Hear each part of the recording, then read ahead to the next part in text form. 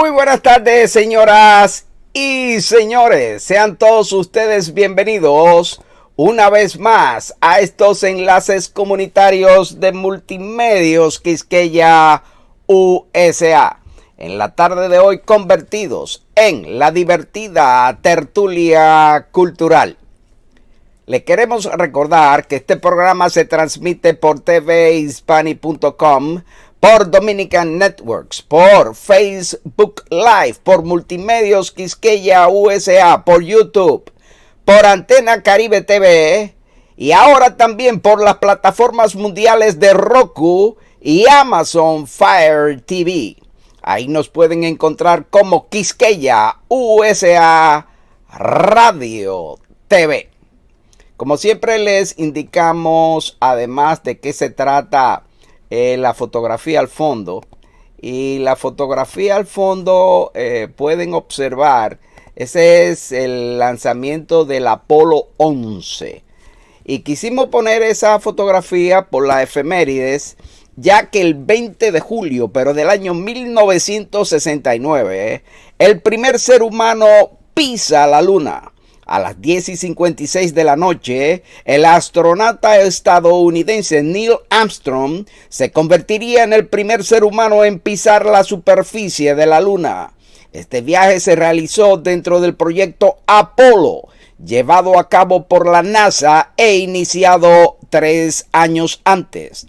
A las 9:32 de la mañana del 16 de julio de 1969, la nave Apolo 11 despegó del Centro Espacial Kennedy. A bordo viajaban el comandante Neil Armstrong y los pilotos Edwin Aldrin y Michael Collins. A la madrugada del 20 de julio, el módulo lunar de la nave bautizado Eagle se separó del módulo de mando y a las 6:18 tocó la superficie lunar. Una cámara de televisión adherida a la nave registró cada momento. Armstrong se convirtió en el primer ser humano en pisar la luna, a la vez que emitía la famosa frase: un pequeño paso para el hombre, un gran salto para la humanidad. Y bien, señoras y señores, pues de inmediato vamos a pasar con nuestro panel, ya que tenemos hoy un invitado muy, pero muy especial. Pues el invitado nuestro se trata de Henry Matos, quien es piloto profesional. Pero como siempre nosotros vamos primero a saludar a nuestros panelistas y vamos a empezar pues desde nuestro copresentador, desde Santiago de los Caballeros. Saludamos a Pablo Nelson Rodríguez. Bueno, muy buenas tardes, señor Vigilio García, director de este espacio. Buenas tardes a los amigos del staff. Buenas tardes a Vilma. Vamos a comenzar por Vilma, donde quiera que estén, en cualquier espacio de la casa, con los esposos Vázquez, con Luisa Sánchez, que se encuentra por aquí en Santiago. Hoy está en Nagua, en un recorrido allí que se está celebrando el Festival del Coco en Nagua hoy, y que mañana estará el presidente allí haciendo facilitando algunos préstamos para productores de coco y otros productores agrícolas. Pero muy especial al invitado de oro, una mina de conocimiento en esto que nosotros tenemos la inquietud, que es la transportación, la movilidad aérea, el comercio aéreo. Pues a Henry Matos, placer de tenerte entre nosotros, y contigo el placer de compartir este espacio con los oyentes que registran la audiencia de este programa televisivo. Gracias, Pablo Nelson Rodríguez de Santiago. A propósito, Pablo, te agradecemos que el ideólogo del programa de hoy fue Pablo. Fue quien tuvo la idea de esto. Ahora bien, quien nos consiguió el contacto fue el maestro José Vázquez. Así que aquí tenemos los dos, básicamente los tres protagonistas del programa. El maestro José Vázquez está en Miami y le vamos a pedir al maestro José Vázquez que después de su saludo pues nos presente a nuestro invitado especial de la tarde de hoy. Así que maestro José Vázquez, muy buenas tardes de nuevo. Los micrófonos son todos suyos. Bueno, muy buenas tardes, como siempre, invitando a todos los que se hacen presentes por estos medios y por las diferentes plataformas que nos presentamos para que también compartan el programa, especialmente en el día de hoy, que vamos a tener conocimiento de muchas cosas que uno se pregunta. Uno monta mucho avión, uno vuela mucho de un lado a otro, pero hay muchísimas cosas que no sabemos. Entonces, un saludo a Luisa, que está en Santiago, a nuestro querido Pablo, periodista estrella de Santiago, y del exilio también, como no, vivió aquí, a nuestro querido José, a Vilma, a ti y a todos los que se hacen presentes en este momento, para que tengamos un día, una tarde espectacular, con conocimientos aéreos y muchas otras preguntas que nos haremos. Y de paso, les invito a conocer a nuestro querido Henry Matos, cuya profesión, una de las profesiones, es piloto comercial, y también ha tenido mucha experiencia en la aviación. Y un amigo que conocí hace poco tiempo y hemos hecho una amistad profunda, familiarmente. Así es que con ustedes, nuestro querido Henry Matos, para que él mismo también se presente y hagamos la siguiente pregunta a él. Gracias. Un saludo para todos. Sobre todo, gracias Virgilio por esta invitación y a los panelistas.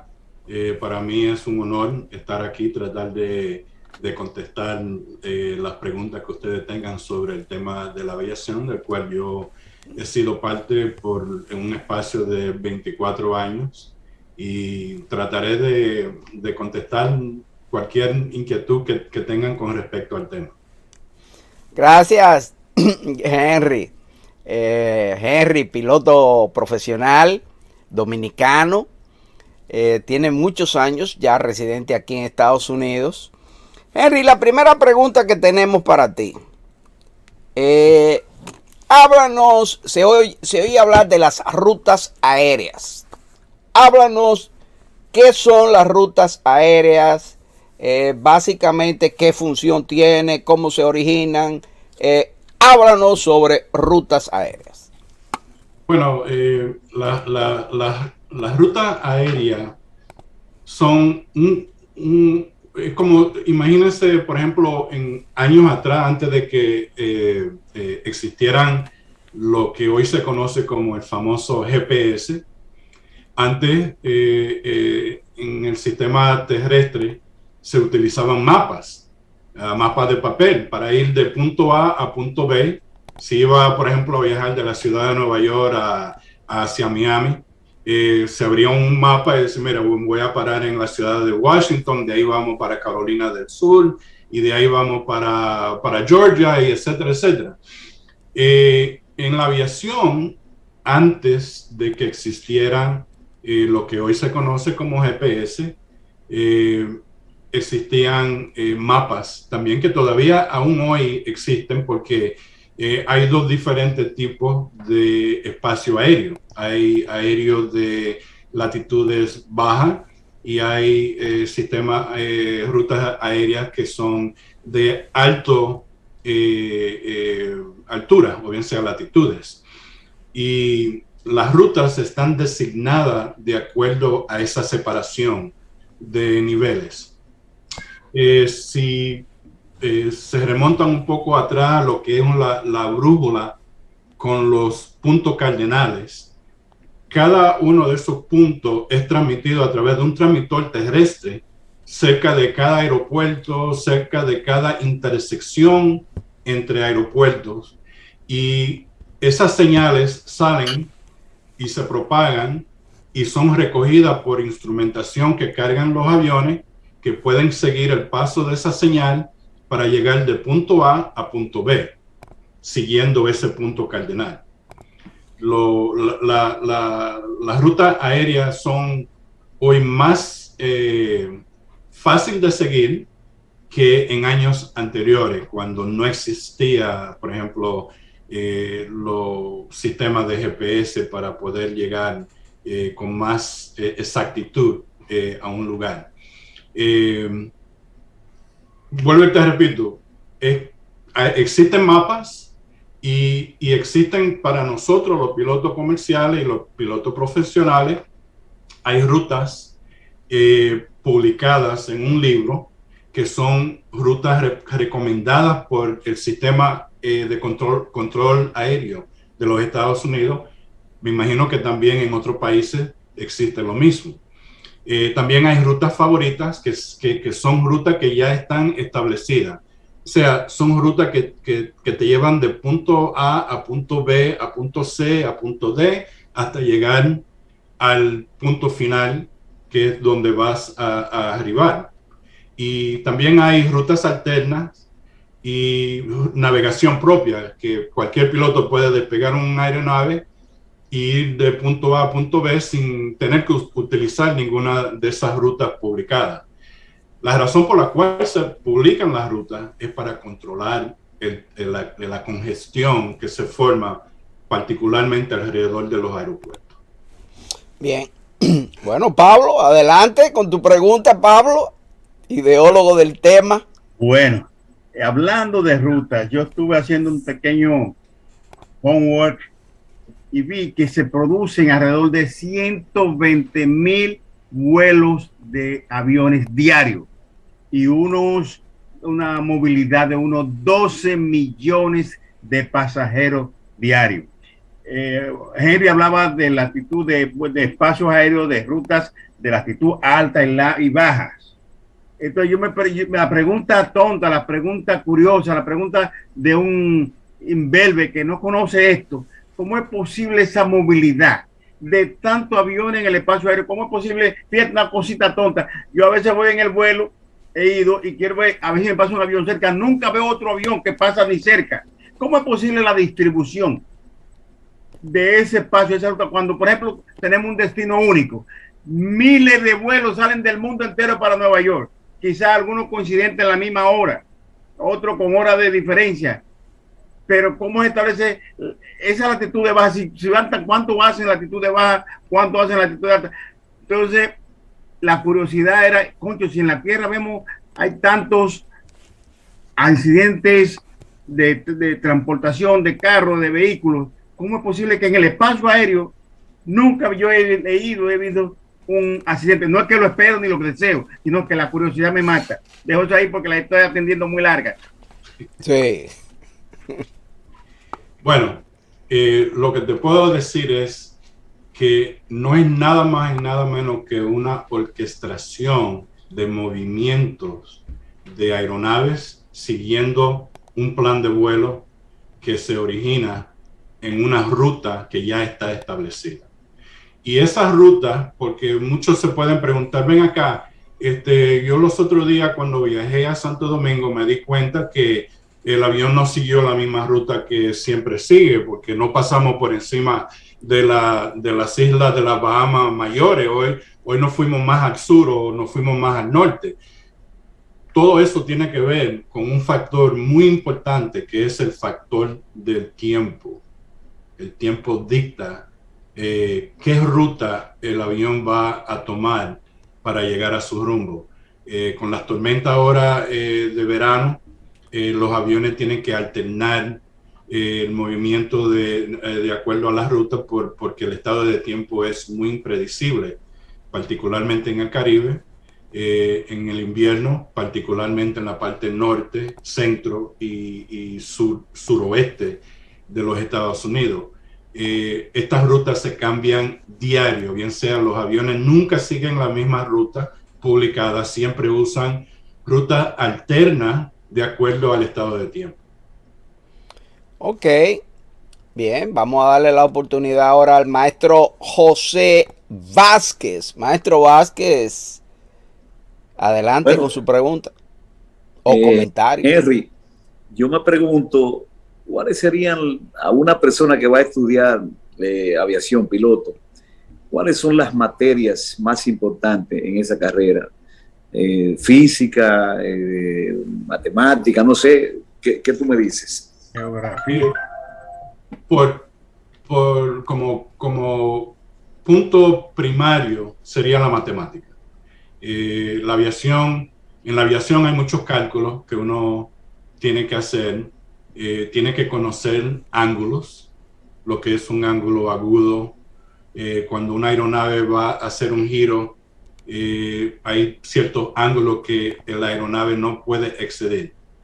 En cuanto a matemáticas, se calcula la velocidad que necesita la aeronave para el despegue, la velocidad que necesita la aeronave para el aterrizaje de acuerdo al peso de la aeronave. Por supuesto, el peso de la aeronave no es el mismo al despegar que al aterrizar, porque al aterrizar ha quemado bastante libras de combustible, y todo eso son cálculos que hay que hacer para llegar a una velocidad adecuada, cosa de que el avión no se desboque del otro lado de la pista porque vino a una velocidad muy alta, o se estrelle antes de llegar a la pista porque venía a una velocidad muy reducida. También hay cálculos que se hacen, por ejemplo, ¿cuánto tiempo me va a coger bajar de una altura de 37,000 pies a una altura de 10,000 pies para poder cruzar a cierto punto? Todo eso son cálculos que hay que hacer en la cabeza, porque uno allá arriba no tiene tiempo con papel y lápiz de sacar esos cálculos. Hay que hacerlo en la mente y hay que hacerlo rápido. Así que la matemática es un tema muy primordial para poder ser buen piloto.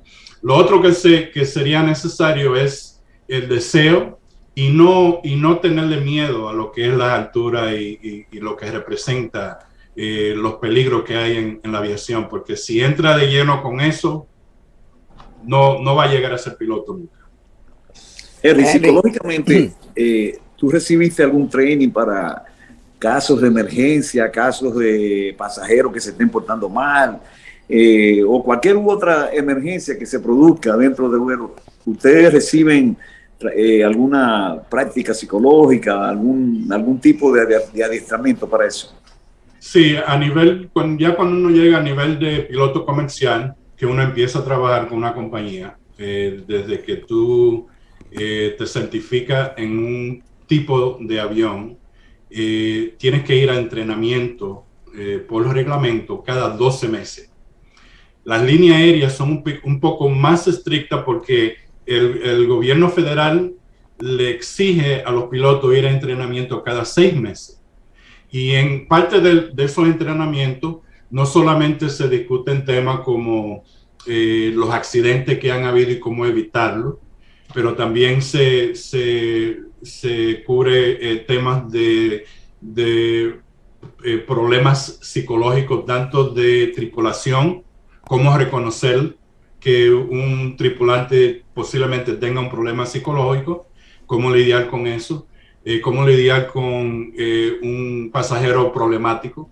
Lo que las personas, los viajeros tienen que entender es que el capitán del vuelo es la máxima autoridad del vuelo. El capitán puede decidir por sí mismo si el vuelo va a despegar, si el vuelo va a ser operado ese día o no. La línea aérea no tiene ni voz ni voto en lo que decida el capitán. Él es la máxima autoridad sobre la operación de ese vuelo. Si el piloto, el capitán siente que hay un peligro, sea de un personal o de un pasajero, y decide cancelar el vuelo, está bien hecho por su parte. Henry, ahorita tú hablabas de los cálculos que hay que hacer en el aire. He oído los términos que se usan en aviación, sobre todo ustedes los pilotos, de pista corta y pista larga. Dinos más o menos cuál es la diferencia, cuál es más peligrosa y en qué consiste esto, porque ahorita me dijiste que cuando no se tiene mucha potencia se puede coger la pista antes de tiempo o al revés. Háblanos de eso, Henry. Ok, pista larga, pista corta, es un tema específico a aeropuertos que tienen pistas que intersectan una con la otra. Okay. Aquí en el aeropuerto de Miami, de donde yo opero, hay un par de pistas que tienen una intersección muy cercana al final de cada pista, dependiendo de de qué punto de vista tú lo estás mirando. ¿Okay? Entonces, al piloto que viene a aterrizar en una de esas dos pistas, siempre el controlador aéreo que está operando en el aeropuerto le da un símbolo que en inglés se llama lazo. Le voy a explicar lo que significa lazo, lo mismo que pista corta. Y eso le indica al piloto que no, al aterrizar en la aeronave, no puede pasarse de la intersección. O sea, tiene que frenar el avión y pararlo antes de llegar a la intersección. No puede pasarse. Ahora, el piloto, como máxima autoridad, puede rechazar esa instrucción por varias razones. Una, la aeronave está muy pesada y el piloto sabe que no va a poder pararla antes de llegar a la intersección. En ese caso, puedes rechazarlo y pedir una pista más larga. O puedes rechazarla y pedir, si no hay suficiente tiempo para completar el aterrizaje, dar la vuelta y que le den la pista completa. Ok. Eso es lo que le llaman el flyover. Flyover. O sea, que tiene que seguir dando vueltas. Exacto. El go around también. Go around. Go around. Exacto. Bien. Pablito, adelante con tu siguiente pregunta, Pablo. Antes de hacer la pregunta, voy a hacer una pequeña proyección, una perspectiva de lo que significa la industria aérea. La industria aérea significa en economía el 3.6, 3.7 del Producto Económico, del Producto Interno Bruto Mundial, que equivale a decir a 27, 28, 29 billones de dólares al año. Cuando se hacen los cálculos de estadística, oigan eso, el 3.6 de la economía mundial, y que equivale a 1,27 a 29 billones de dólares anuales. Decía ahorita que se producen unos 12 millones de personas en movilidad diario, con 120,000 vuelos. Entonces hago la pregunta, orientada esa pregunta. Hablaba José Henry, de las decisiones que tiene que hacer el piloto, en cambio de cuánta, a la altura que viene, qué tiempo debe reducir esa o bajar a niveles de aterrizaje, que lo tiene que hacer. Entonces, ¿cuál es la función del copiloto? Si el piloto tiene que hacerlo él mentalmente, entonces, ¿qué hace el copiloto? Si podría ir haciendo esos cálculos y pasándole con un sistema computarizado o no, digital, para que oriente técnicamente y exactamente al piloto que va haciendo la decisión. Eso es una magnífica pregunta, porque muchas personas se hacen esa pregunta. Ven acá, ¿por qué se necesitan 2 pilotos? ¿Por qué se necesitan 3 pilotos en una aeronave? El piloto que está volando la aeronave, que es el que tiene el control de la aeronave, la única función de ese piloto es volar. Porque si te remontas atrás a los accidentes, los grandes accidentes que han ocurrido, accidentes aéreos donde se ha perdido mucha vida, cada uno de esos accidentes te indican de que hubo un fallo en la concentración del piloto que estaba volando la aeronave en el momento que se accidentó. Entonces, por eso el copiloto tiene la función, que es el piloto que no está volando, porque también tienen que recordarse que nosotros nos turneamos. ¿Okay? Yo hago el despegue, él hace el aterrizaje. Él hace el despegue, yo hago el aterrizaje. No necesariamente porque yo tengo 4 rayas aquí, yo voy a operar la nave yo solo. El copiloto, la función del piloto que no está volando es monitorear. Monitorear el combustible, monitorear la velocidad y el rumbo del avión, monitorear todos los sistemas de que todo esté funcionando, hacer todos los cálculos. En caso de una emergencia, él es el que se comunica, hace todas las comunicaciones, tiene que revisar el libro de procedimientos de emergencia y darle la indicación al piloto que está volando todo lo que tiene que hacer. Pero esa comunicación entre esos dos individuos tiene que ser una comunicación sin ningún tipo de interrupción, sin ningún tipo ¿cómo te digo? Como que hay muchas personas que dicen, no, porque los pilotos muchas veces tienen que pasar mucho tiempo juntos para hacerse amigos y conocerse uno con otro. No, yo puedo volar con una persona totalmente diferente que yo nunca he conocido. Es un profesional, igual que yo, hemos hecho el mismo tipo de entrenamiento. No hay razón para que no haya esa comunicación entre los dos. Henry, vamos a saludar a unas cuantas personas que se han hecho presentes, entre ellos Bélgica Zúñiga de Orlando, Vilma, que hace rato que bajó de la segunda planta, Mario de Jesús desde Francia, que está en el Tour de France. Y también saludamos a nuestra copresentadora, doña Isabel Guzmán de Vázquez, que pregunta lo siguiente para Henry. Henry, que nos comente de su labor como piloto para St. Jude. Adelante, Henry. Sí, muy buena pregunta.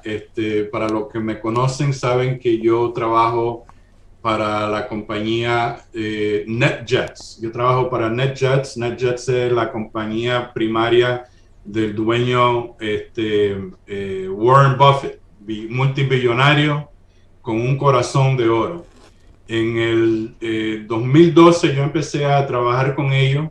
Me llamaron para una labor que iban a abrir aquí en Miami para operar el servicio de llevar a los niños pacientes a darse tratamiento del cáncer en el hospital de St. Jude en Memphis, Tennessee.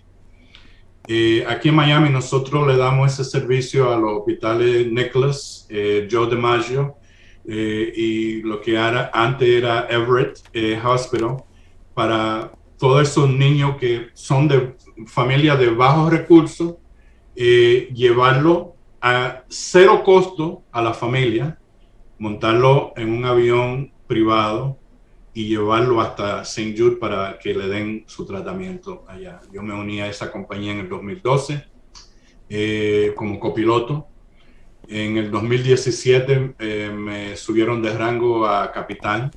Empecé volando lo que le llaman el Cessna Citation 10 en el 2012. De ahí me gradué a volar el Challenger 605 en el 2015 y hoy actual, empezando en el 2020, estoy volando lo que es el Global Express 6500, que es un avión de 19 pasajeros, dependiendo de la configuración. Todos los vuelos que nosotros operamos son vuelos de ambulancia. Tenemos prioridad sobre muchas otras operaciones, porque estamos cargando uno de los tesoros más grandes que hay en la vida, que son niños inofensivos, que no tienen con qué defenderse, sino con el amor que le tienen los padres y el amor que nosotros, los tripulantes que vamos a bordo de ese avión, le tenemos para llevarlo a su destino salvo y sano, para que reciban su tratamiento de cáncer.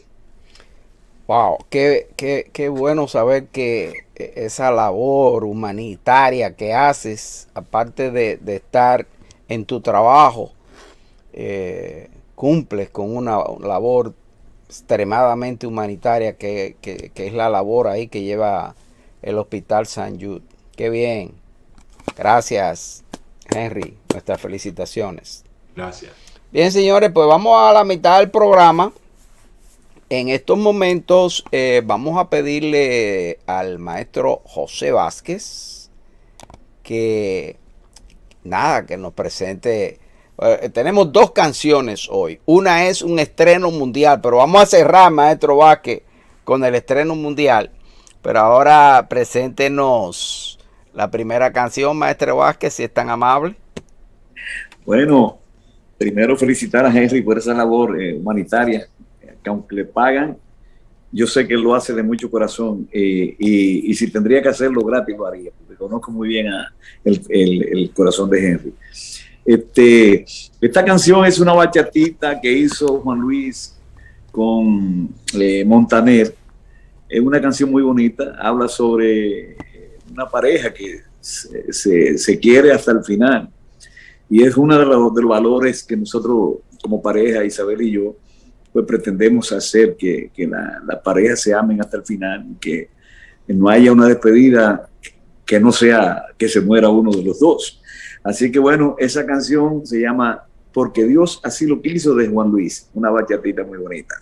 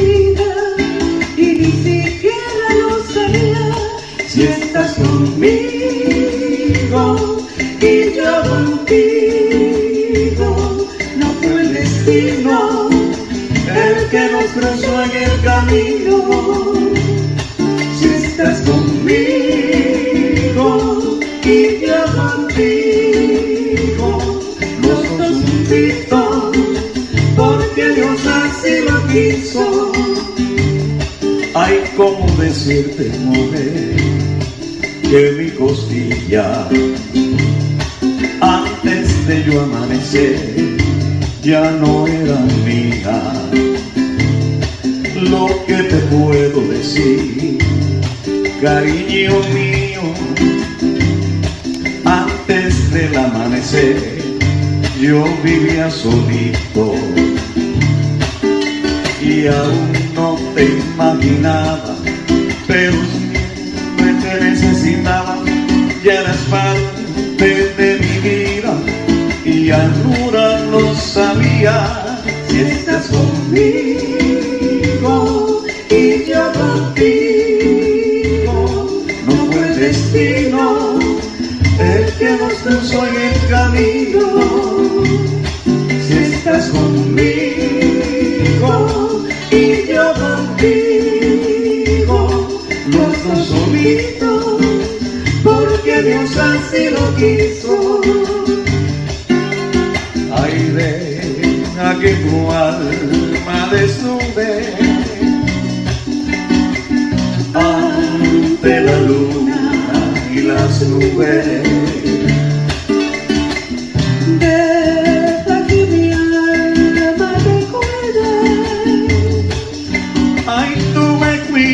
A mí y yo te cuido a ti. Si estás conmigo y yo contigo, no fue el destino el que nos cruzó en el camino. Si estás conmigo y yo contigo, los dos juntitos, porque Dios así lo quiso. Los dos juntitos, porque Dios así lo quiso. Los dos juntitos, porque Dios así lo quiso.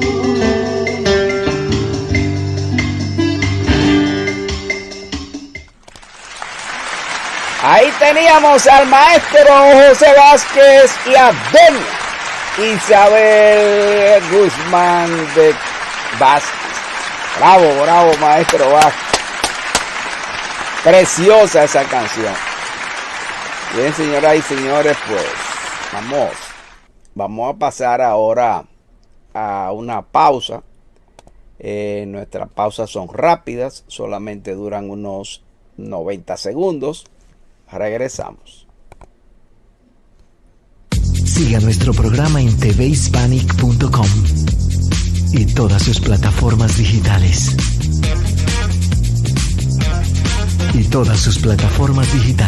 tvhispanic.com, 24 horas contigo.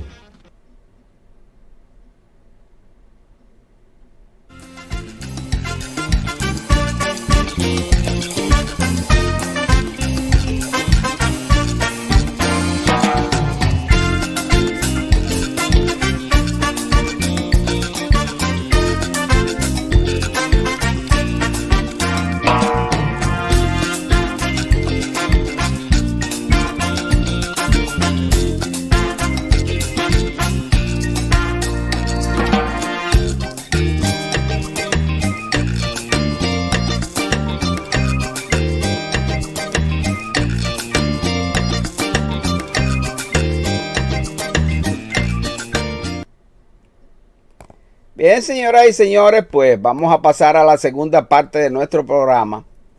En esta segunda parte, pues vamos a seguir conversando con Henry Matos, piloto profesional dominicano, residente en los Estados Unidos por muchos años. Henry, el día pasado estaba leyendo yo en una revista europea que decía de los peligros de las naves aéreas y los impactos con aves. Cuéntanos sobre eso, Henry. Cuéntanos esto, cómo ustedes los pilotos, no sé si habrá alguna manera que, imagínate tú, ustedes van en el aire, ¿cómo evitar? Pues no es como un carro que tú puedes frenar, tú ves. Háblanos sobre eso, Henry. Sí, recuérdate que en parte del tema que cubrí con ustedes al principio, hablamos de cómo las aves le gusta congregarse cerca de los aeropuertos. En realidad es un misterio que muchos de los científicos que han estado estudiando el patrón de vuelos de las aves, particularmente las aves migratorias, ¿por qué le gusta siempre congregarse en la cercanía de un aeropuerto? Y eso realmente representa un peligro para nosotros, los que estamos envueltos en la aviación, y también para los pasajeros que utilizan los servicios aéreos para transportarse de un lugar a otro. Es algo inevitable. De la forma que nosotros los pilotos lidiamos con ese tema es por vía de preparación. O sea, como parte de la preparación de nosotros para un vuelo, siempre hay aparte del plan de vuelo que nosotros vamos a seguir, siempre hablamos de lo que es las posibles emergencias que se nos pueden presentar. Si se revienta una goma al despegue o al aterrizaje, si se avería uno de los motores en la parte más crítica del vuelo, que es la parte del despegue. ¿Qué vamos a hacer? O sea, todo eso está planificado por adelantado, porque ya lo que es el capitán y el copiloto ya lo habrían discutido antes del despegue.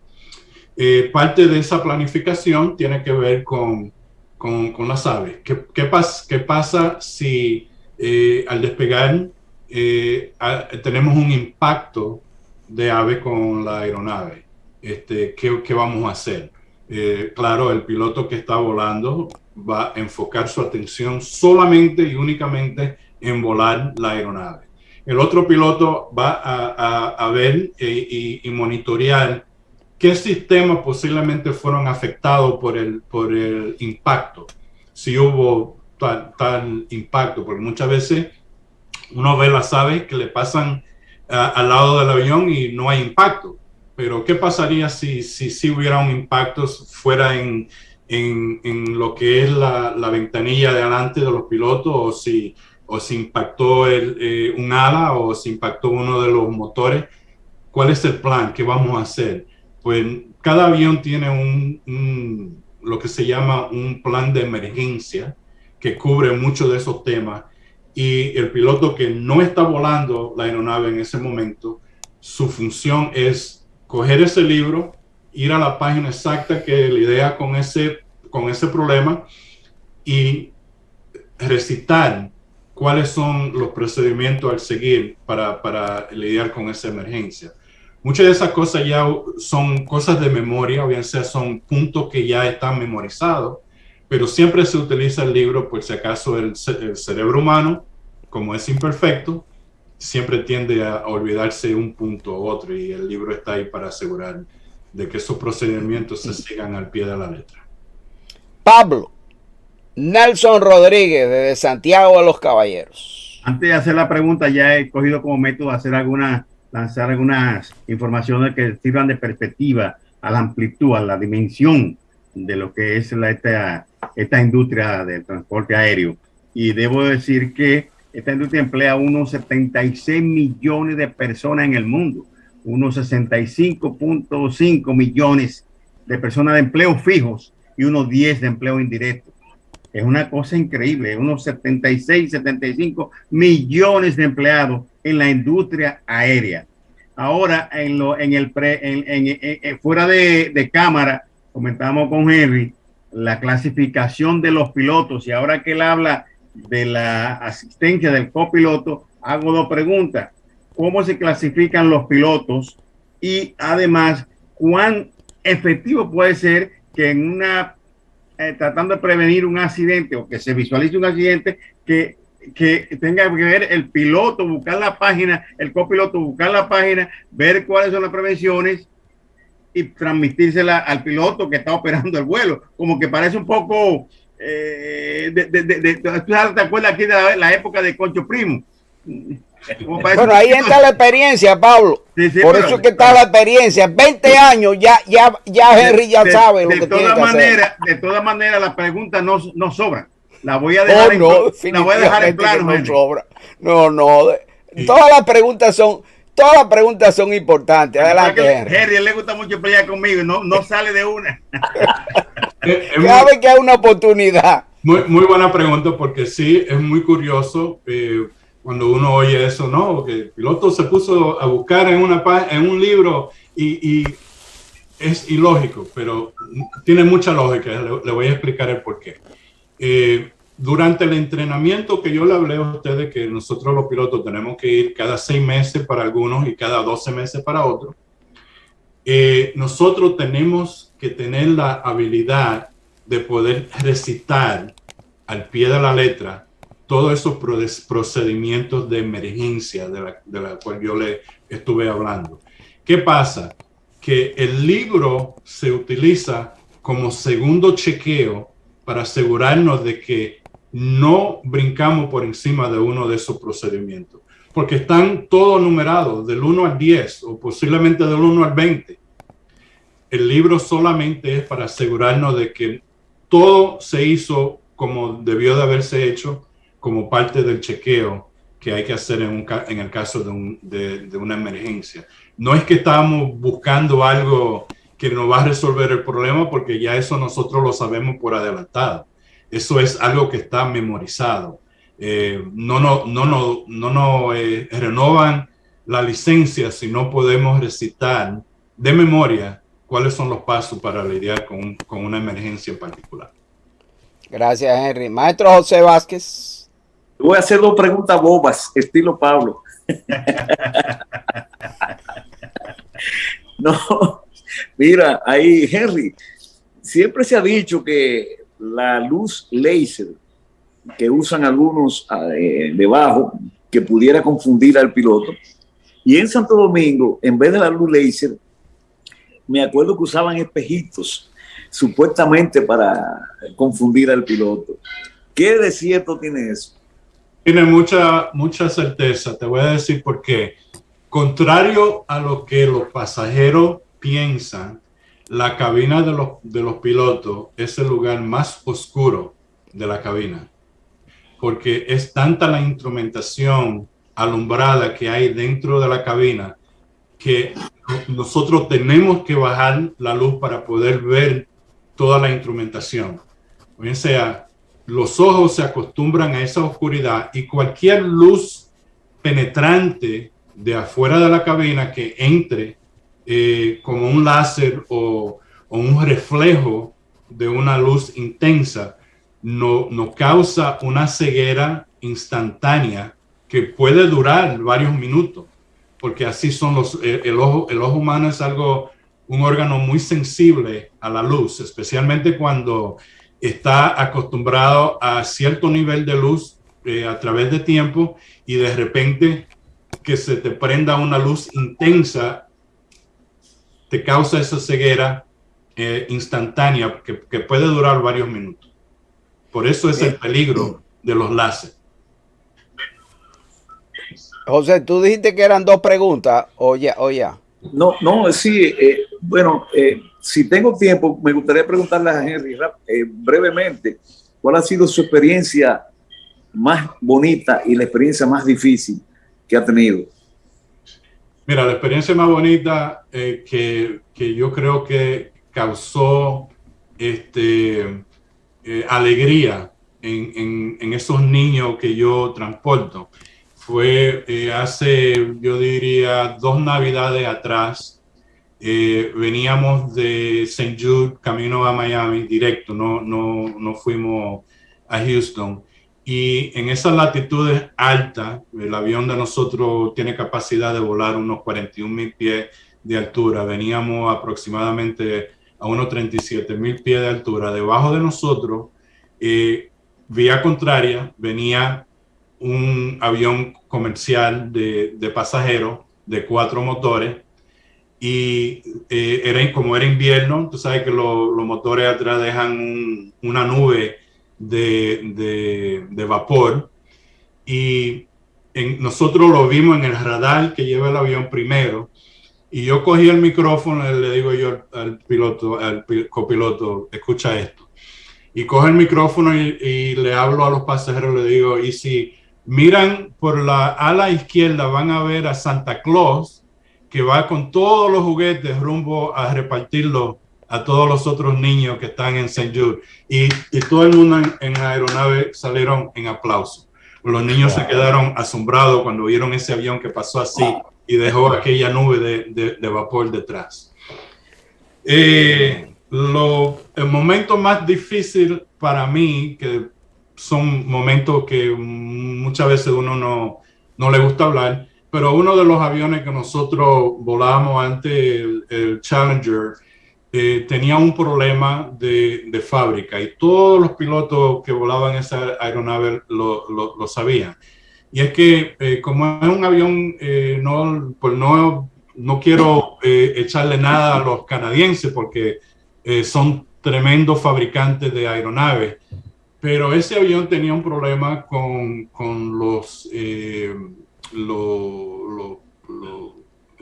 ¿cómo se dice? Las pompas de combustible que cambian el combustible de un ala al otro. Son unas pompas de transfer. Esas pompas se sabía que tenía un problema con respecto a la temperatura bajo cero de la atmósfera donde nosotros acostumbramos a volar, y se tranca y falla. Ahora, el avión tiene 3 pompas. Nosotros buscamos la forma de cómo seguir moviendo el combustible, porque los 2 motores de ese avión no queman el combustible al mismo nivel. Siempre hay uno que quema más que el otro. Entonces, el ala del lado de ese motor siempre tiende a vaciarse más rápido que la otra, y tenemos que, para poder balancear el avión, tenemos que mover el combustible para el otro lado del ala con esa pompa, y esa pompa siempre fallaba. Y había un chiste que circulaba que decía, tú sabes, ¿a quién le va a tocar ahora en este vuelo? Y si fallan las 2 pompas, ¿qué vamos a hacer? Declarar una emergencia en el aire y aterrizar en el aeropuerto más cercano. Es lo único que se puede hacer. Bien, qué bien. Henry, ahorita tú nos estuviste hablando de rutas aéreas. Hay otro término que yo he escuchado, que es el de corredor aéreo. Corredor aéreo, eso no tiene nada que ver con las rutas aéreas. Háblanos sobre eso de corredor aéreo. Sí, tiene que ver con ruta aérea. Te voy a dar uno de los corredores más importantes de la Tierra, que es el corredor que existe, uno de los corredores que existe entre el continente europeo y el continente norteamericano. Cada avión que viaja a Europa tiene que atravesar ese corredor, o uno de esos corredores. Esos corredores, no por el espacio de agua que hay entre los 2 continentes, no hay cobertura de radar para poder controlar los vuelos. Entonces, cada avión que cruza esos corredores está asignado unos cardenales exactos que tienen que seguir y en una altura exacta que tienen que seguir también y una velocidad exacta. O sea, para tú poder atravesar a ese corredor, tiene que haber una exactitud en todas las funciones del vuelo para poder cruzar y no chocar contra otra aeronave que está utilizando el mismo corredor, tanto en vía contraria como en vía común. Y aquí sobre los Estados Unidos también existen corredores igual que existen corredores entre Estados Unidos y toda Latinoamérica, incluyendo el Caribe. O sea, que un corredor aéreo es como decir un túnel imaginario en la atmósfera, digamos. Un túnel que mide 20 millas de ancho y cubre latitudes de 32,000 pies de altura hasta 51,000 pies de altura. Yeah. Por ahí transitan aviones comerciales, aviones militares y aviones de la NASA. Otra cosa, yo tengo entendido, por ejemplo, que los aviones que van de norte a sur tienen que ir a cierta altura y los que vienen de sur a norte en otra altura para que no vayan a chocar. ¿Cómo que funciona eso? Casi le diste, pero no exactamente de norte a sur o sur a norte. De los puntos cardenales de 180 grados, que es, o bien sea, de punto cardenal del este, que son 90 grados, hasta el punto cardenal 270, que es el oeste. Todos tienen que ir a un nivel de altura par, o bien sea, las alturas son pares. De allá para acá son nones. Yeah. Para que haya esa separación entre tráfico aéreo que está cruzando uno por encima del otro. Yeah. Y antes esa separación era 2,000 pies de altura. Te estoy hablando 10 años atrás. Ahora en esas latitudes altas, la separación es de 1,000 pies. 1,000 pies, o sea, menos. Por la cantidad de tráfico que hay, me imagino. Bien. Pablo, yo creo que se han contestado todas tus preguntas, Pablo. Todavía tengo. Virgilio, todavía tiene. Bueno, pues vamos cortando la pregunta porque nada más nos quedan 2 minutos. Adelante, Virgilio, Pablo, 2 minutos. Virgilio, quería hacerle una anécdota a Pablo, si me lo permite. Sí, adelante.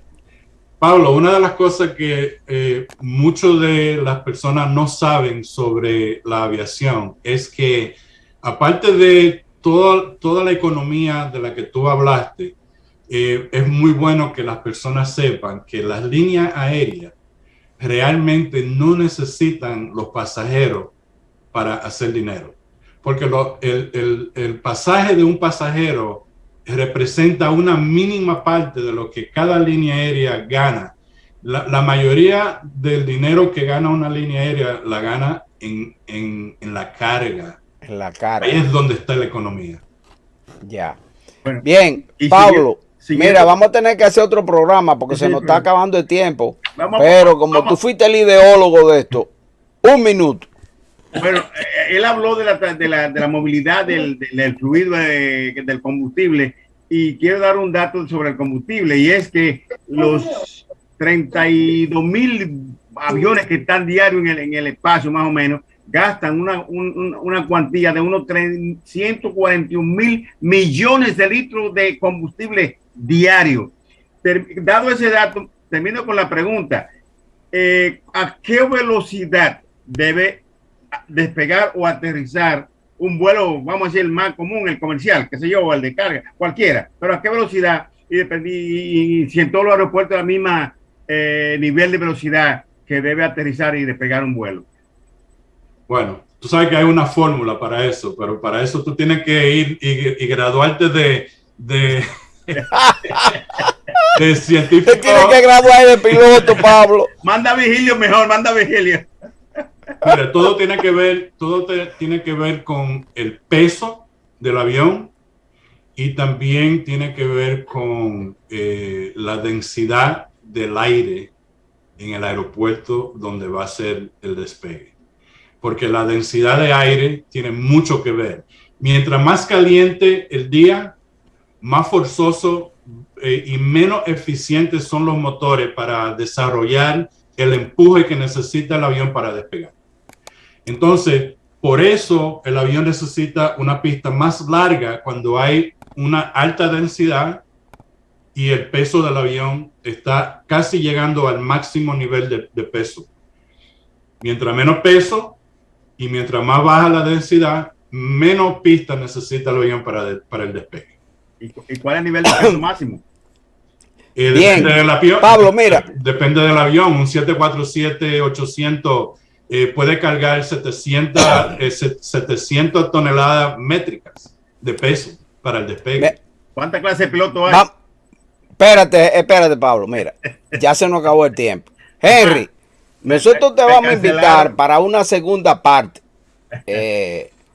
aviación parte 2, porque quedaron muchas preguntas, yo sé que quedaron muchas preguntas de parte de todos, pero ya se nos acabó el tiempo, lamentablemente. Henry, muchísimas gracias, Henry, por haber estado aquí con nosotros. Excelente. Gracias por haber aceptado la invitación, definitivamente. De nuevo, vamos a hacer esto, la segunda parte. Henry, desde ahora ya te estamos invitando. Muchas gracias. Cuando gusten, gracias a ustedes por darme la oportunidad y cuando gusten, estoy aquí con ustedes de nuevo. Vamos a la segunda parte. Pablito, tenemos que pasar ahora al cierre del programa. Así que tu último comentario ya, 10 segundos. Bueno, simplemente quiero decir que quedé encantado. Aprendí las curiosidades que tenía, esa inocencia de la aviación, pues no la preguntaba. Entonces, pues Henry nos da ya una luz de claridad y en la segunda parte, pues nos hará maestro, casi piloto. Gracias, Henry. Eso Gracias. Bien. Bien, pues pasamos entonces. Buenas tardes, doña Isabel, ¿cómo está usted? Gracias por esa primera entrega, estuvo preciosa esa canción. ¿Cómo le va, doña Isabel? Buenas tardes, por aquí muy bien, ya casi resumiendo mi participación con ustedes, después de haber estado tan ocupada con la boda de nuestra hija, pero me hacen mucha falta y ya voy a estar con ustedes a partir de la próxima semana. No, a partir de hoy, porque esa primera canción estuvo preciosísima. Sí, gracias. Maestro Vázquez. Bueno, primero darle las gracias a Henry, es un libro de conocimiento. Gracias por la oportunidad que nos diste de conocer tantas cosas que uno no sabe, uno monta en un avión y no lo sabe. Pero aparte de eso, yo quiero decir que Henry es músico también y tiene papá de Tatiana y entonces también cumpleaños hoy, así que celebro tu cumpleaños, se asomar el sol en el día que yo brilla al Señor, porque te considera un regalo a mi abrazo conmigo soy mucha felicidad. Bueno, esta canción. ¡Bravo! ¡Felicidades, Henry! ¡Qué bueno! No sabía que Henry cumplía años. ¡Qué bueno! Sí. Está de vuelo. No, y Henry es músico también, así que un día de esto también tenemos que hablar de música con Henry. Bueno, sí, porque tenemos, mira, hablando de eso, acuérdate, José, que tenemos pendiente una tertulia musical, que eso ya vamos a ver si lo cuadramos para la semana que viene. A Henry, porque Henry tiene un sinnúmero de música en su repertorio para escuchar, que tienen historias, y precisamente esas canciones con historia la voy a seleccionar con Henry. Así que Henry, te invito para que vayamos preparando eso. Okay. Esta canción la hice precisamente por el tema que estamos tratando hoy. Yo cuando pequeño hacía mucho avioncito de papel y entonces le puse la canción Mi avioncito de papel. Así que le guste.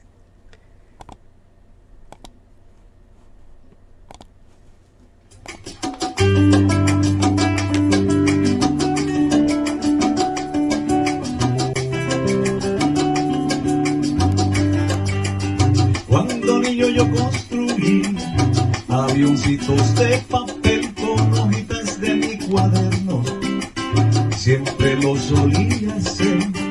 Lo lanzaban por el aire hasta verlo desaparecer. Y aunque el vuelo era cortito, yo sentía un gran placer. Aunque el vuelo era cortito, yo sentía un gran placer. Yo gozaba ver volar mi avioncito por doquier. Yo creía ser el piloto de esa nave de papel. En ella volaban mis sueños para verlo florecer. También iba mi inocencia volando al atardecer. También iba mi inocencia volando al atardecer. Y yo era feliz con mi avioncito de papel. Y yo era feliz con mi avioncito de papel. Ay, ay, vuela que vuela. Ay, vuela que vuela. Mi esperanza siempre iba en primera clase. Y mis ilusiones yo las llevaba a todas partes. Y yo era feliz con mi avioncito de papel. Y yo era feliz con mi avioncito de papel. Qué lindo recuerdo ese de mi niñez, pues yo nunca olvidaré mi avioncito de papel. Y yo era feliz con mi avioncito de papel, sí señor. Y yo era feliz con mi avioncito de papel. Y vuela, que vuela, que vuela. Así voló mi avioncito en mi niñez. Y vuela, que vuela, que vuela. Ay, mi avioncito de papel. Con mi inocencia, qué feliz yo era. Ay, viendo volar ese avioncito de papel. Y yo era feliz con mi avioncito de papel, sí señor. Y yo era feliz con mi avioncito de papel. ¡Epa! ¡Qué bello recuerdo! ¡Qué inocencia! Así voló la inocencia y voló la niñez. Y la esperanza en primera clase. Y yo era feliz con mi avioncito de papel.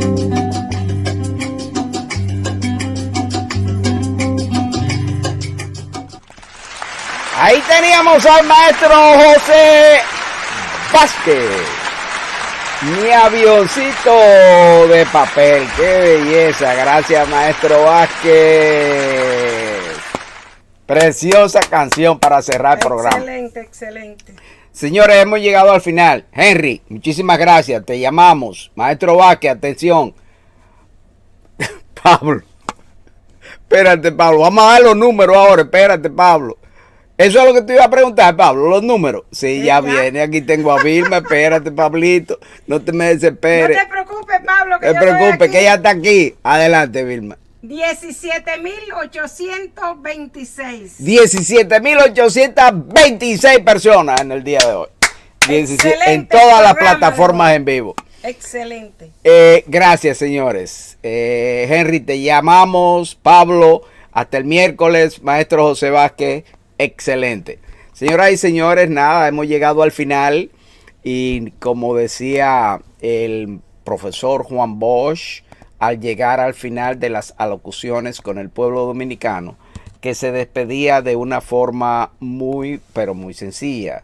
Se despedía de esta forma: hasta mañana, si Dios quiere, dominicanos. Nosotros siempre añadimos en salud, que es lo más importante para todos nosotros. Tengan todos ustedes muy buenas noches.